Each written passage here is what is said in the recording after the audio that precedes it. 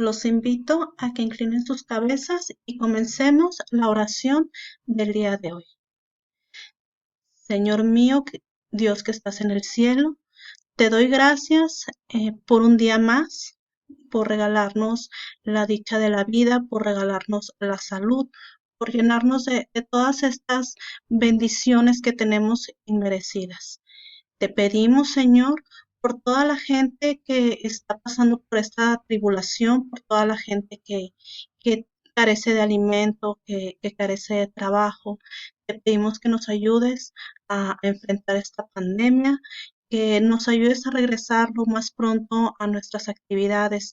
Tú eres el único que sabes por qué ocurre cada una de las cosas y nunca nos vas a probar más allá de lo que nosotros podamos resistir. Nuevamente te damos gracias por todas las bendiciones que pones ante nosotros y esta oración te la hacemos llegar por medio de tu Hijo, nuestro Señor Jesucristo. Amén.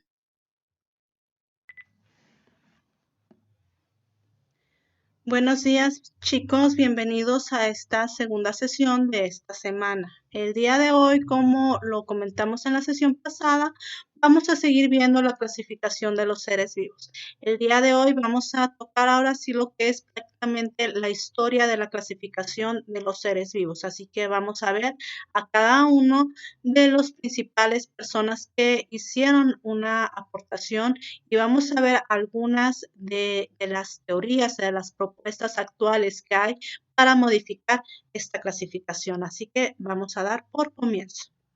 Vamos a empezar nosotros viendo a Aristóteles. Aristóteles hizo su propuesta más o menos en los años de 350 antes de Cristo. Aristóteles aportó que él observó 520 especies de animales, las organizó en dos categorías basadas en semejanzas en estructura y apariencia.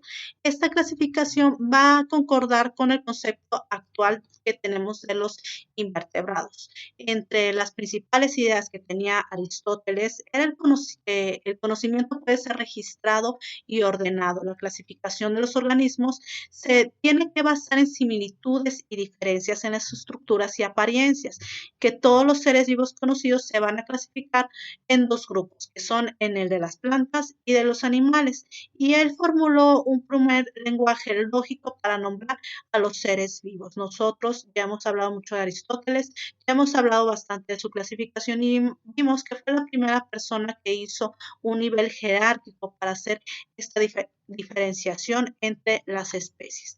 De aquí nosotros nos vamos a Teofrasto. Él hizo sus aportaciones aproximadamente en el 320 a.C. Dentro de sus aportaciones, pues él fue discípulo de Aristóteles, entonces, pues él ya traía todas estas ideas y antecedentes, dado que pues Aristóteles fue su maestro o su mentor. Entre las ideas que él pudo aportar a esta clasificación es que en su libro de Historia Plantarum se va a describir la autonomía de las plantas y la clasificación de estas de acuerdo a su tamaño promedio y su estructura. Entonces vemos que Aristóteles hizo una clasificación general haciendo esa diferenciación entre plantas y animales y poniéndoles a cada una un nivel jerárquico, y ya lo que fue Teofrasto, ¿qué hizo? Él se enfocó un poquito más a lo que fue la estructura de las plantas, dando a ellas una clasificación un poquito más amplia, tomando en cuenta su tamaño y su estructura, sus características más que nada fisionómicas. De aquí nosotros nos vamos a las aportaciones de los mexicas, que los mexicas tuvieron un auge, un apogeo entre el año 1400 y 1521. Entre las aportaciones que tuvieron los mexicas, vamos a ver que ellos adquirieron un amplio conocimiento entre plantas y animales, lo cual se reflejaba en los nombres que tenían los náhuatl, formados por dos elementos fonéticos descriptivos alusivos a las propiedades que tenían los organismos. Entre algunos de los ejemplos que nosotros vemos de esta fonética que tenían, viene por ejemplo el cempasúchil, que todos lo conocemos, su nombre viene o su significado es de 20 flores, y tenemos también el nombre del ajolote, que es axol, que significa monstruo de agua. Si ustedes recuerdan, entre los mexicas eran unas de las civilizaciones más avanzadas que había en lo que era Mesoamérica o América Latina. Como vemos, los náhuatl, los mexicas, no solamente tuvieron avances en la arquitectura, también tuvieron avances en la medicina y vemos que también tuvieron avances a nivel de la biología y de la clasificación de plantas y animales. De aquí nosotros nos vamos a ir a Carlos Online. Carlos Monlay vivió en los años de 1707 a 1778. Carlos Boleyn fue un botánico sueco Linnaeus. Él intentó clasificar todas las especies conocidas en su tiempo. Estamos hablando de todas las especies conocidas hacia 1753 en categorías inmutables. Esta clasificación jerárquica llamada lineana se basa en la premisa de que las especies eran la menor unidad y que dentro de una categoría superior o género. Recuerden que para este entonces todavía no había el descubrimiento del microscopio, entonces todavía no se sabía de todo ese mundo diminuto que nosotros ya conocemos. Linnaeus también estableció el concepto de nomenclatura binomial y eligió el latín. ¿Por qué eligió el latín? Porque el latín en ese entonces era el lenguaje de los hombres cultos en todo el mundo para describir. Entonces, con el objetivo de asegurar de que todos los científicos, no importa de dónde fueran provenientes, entendieran esta nomenclatura, pues él decidió elegir esta lengua para poder hacerlo también. Pues nosotros sabemos que el latín sigue actualmente siendo utilizado como una lengua muerta.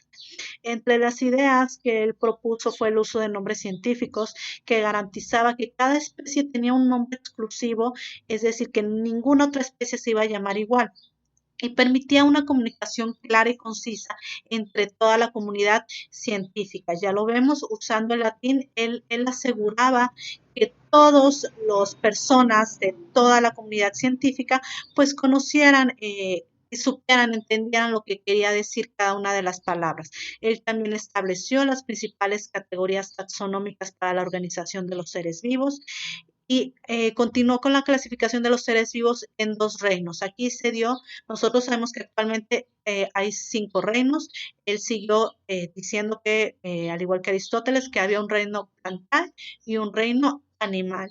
Él ordenó cada organismo en categorías taxonómicas que van a ir de lo general a lo particular. Ya vimos que empiezan a partir de la especie y van subiendo género, orden, clase, filo y reino. De aquí nosotros nos vamos a pasar con Ernest Haeckel. Él hizo sus aportaciones alrededor de 1866.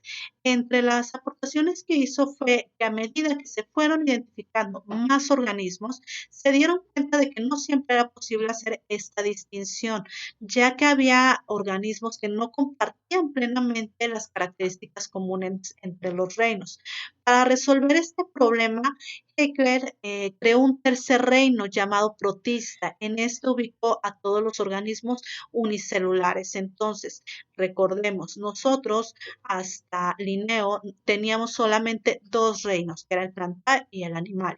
Aquí Ernest lo que hizo fue agregar un nuevo reino para poder hacer una clasificación más selectiva al reino, lo llamó como reino protista. Entre las ideas de sus aportaciones fue que para resolver este problema, pues él creó este tercer reino, donde ubicó a todos los organismos unicelulares. De aquí nosotros pasamos a Galileo. Galileo vivió en lo que fue el siglo XVII. ¿Cuál fue su principal aportación? El microscopio. Él diseñó y utilizó por primera vez el microscopio en el siglo XVII. Nosotros estamos hablando de un microscopio básico. Recuerden que él también tuvo estudios de la astronomía. Entre las ideas fue que, pues ya lo que fue Robert Hooke, si recuerdan cuando nosotros hicimos la lectura del libro de cazadores de microbios, vimos que él fue el primero en observar la primera célula y aquí ya con el aporte de Robert Hooke entre 1635 y 1701, que fue el tiempo en que él vivió, fue cuando se empezó a descubrir todo este mundo microscópico, toda esta vida que había más allá de lo que nosotros podíamos llegar a ver. De aquí nosotros nos vamos a pasar a Hermann Copeland. La aportación principal de él fue la creación del reino Monera. En este reino Monera, él agrupó a todo lo que eran las bacterias y todos los procariontes. Entonces, vemos que antes del microscopio solamente teníamos tres reinos. Teníamos nuestro reino Plantae, nuestro reino Animalia y nuestro reino Protista. Aquí con la aparición de lo que es nuestro microscopio, pues ya vamos a tener también nuestro reino de las bacterias y aquí que va a ser el reino Monera, que va a ser todas las bacterias y todas estas bacterias van a ser procariotes. La siguiente persona va a ser Edward Chatton. Chatton es el desarrollador del microscopio electrónico. Este ayudó a mostrar las diferencias importantes dentro de la célula, como que hay una presencia o ausencia de un núcleo. En sus tratados, títulos y trabajos científicos que publicó en 1938, él mencionó que protozoos, plantas y metazoos pertenecen al grupo de los eucariontes, que las bacterias cianógeras pertenecen a los procariontes. Entre las ideas principales fue que Edward Chatton en 1925 llegó a distinguir los organismos procariontes, que son los que están denominados antes del núcleo, que son los que no tienen un núcleo definido, y los eucariontes, que viene su término de núcleo verdadero. Entonces, él acuñó los términos procariote y eucariote, que ya son las dos tipos de células que actualmente nosotros conocemos. Entonces, vemos que a partir de Galileo y de Hooke, que hicieron los aportes con su microscopio, que era un microscopio más básico, pues ya cuando llega Chatton, ya nosotros podemos ver todavía más definidamente todas esas células. Cuando fue el microscopio de Galileo, conocimos la célula, pero aquí ya con Chatton ya vimos la estructura de la célula y pues pudimos ver más a fondo su composición. Enseguida va a venir Robert Whittaker.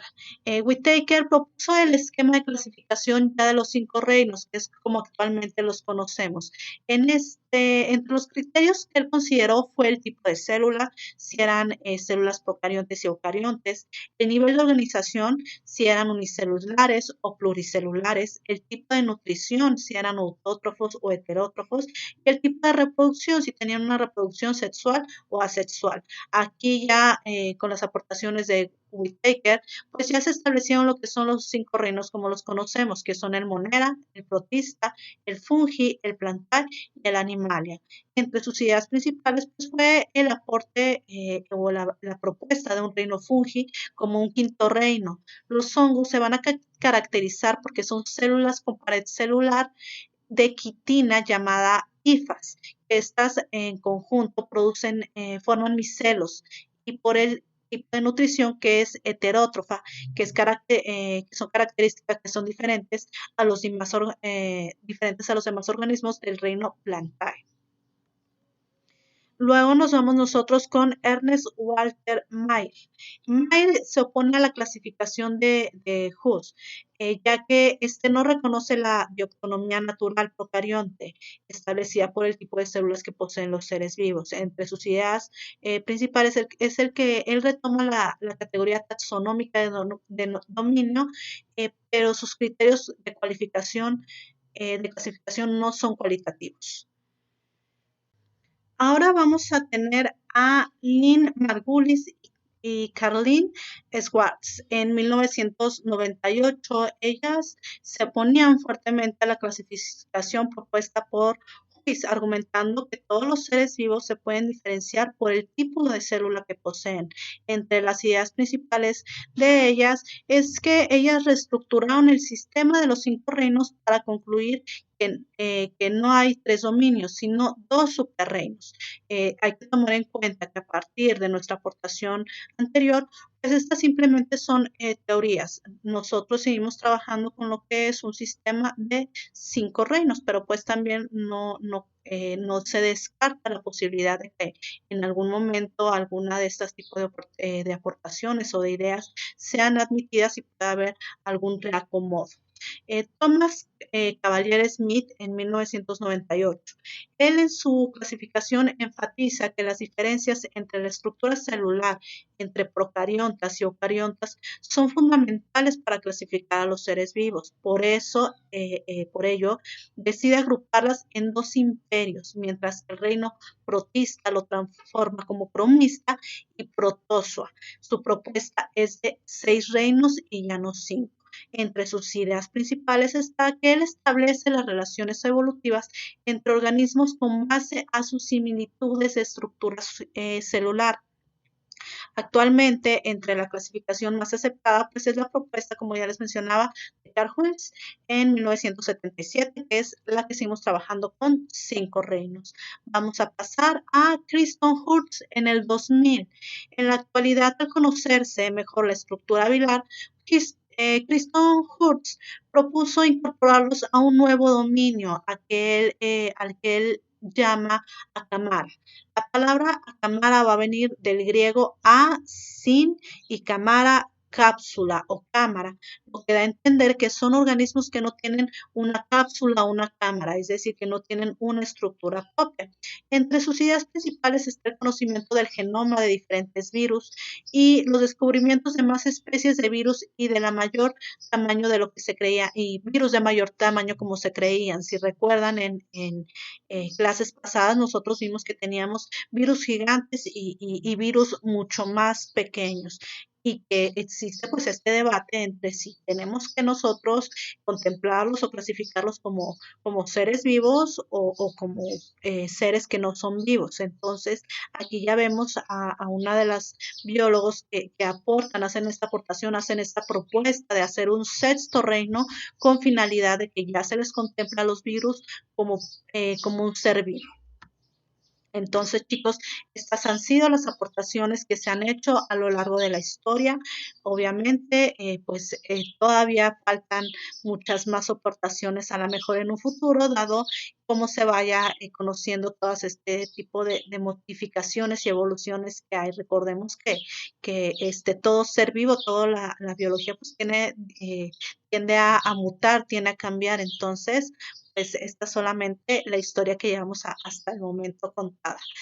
Con esto terminamos la sesión de hoy. Les agradezco mucho su atención y nos vemos en la próxima. Gracias.